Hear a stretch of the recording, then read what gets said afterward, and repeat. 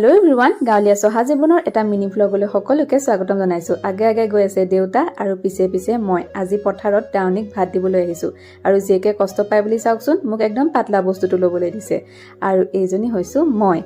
আৰু দেখা পাইছে আপোনালোকে পথাৰত বহুতে ধান কাটি নিলেই, আমাৰ ধান দাবলৈ বাকী আছিল। সেয়েহে দাউনীক ভাত দিবলৈ আজি ময়ো বোলো যাওঁ দেউতাৰ লগতে, আৰু আপোনালোককো ভিডিঅ' এটা কৰি দেখাওঁ। আৰু এয়া চাওকচোন, সোণোৱালী ধান দেখিয়ে ভাল লাগে নহয়নে? আপোনালোককো সেয়েহে ভিডিঅ'কণ কৰি দেখালোঁ। আৰু এয়া আমাৰ দাউনী কেইজনী।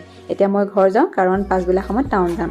আৰু কথামতেই কাম, আবেলি সময়ত আহি পাই গ'লোহি টাউন আহিছোঁ। মানে দেখিছেনে মোৰ নাকটোত কিবা এটা মিচিং লাগিছেনে বাৰু? যোৱাকালি ফেচ ৱাছ কৰোঁতে আঙুঠিত লাগি মোৰ নাকফুলিটো কিবা এটা বেয়া হৈ থাকিল। সেয়েহে জুৱেলাৰী দোকানখনলৈ আহিছোঁ।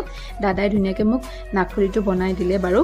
আৰু খাচখুচীয়া বজাৰ কৰি আহি ঘৰ পালোহি। ঘৰ পায়ে দেখিলোঁ পাৰ মাংস কাটি থৈছে মায়ে, সেয়েহে মই বনোৱাত লাগিলোঁ। পাৰ মাংস ৰেচিপিটো বেলেগ দিনাখন আপোনালোকক দিম বাৰু, ঠিক আছে? যিহেতুকে 1 মিনিটত সকলোখিনি দেখুওৱা সম্ভৱ নহয়।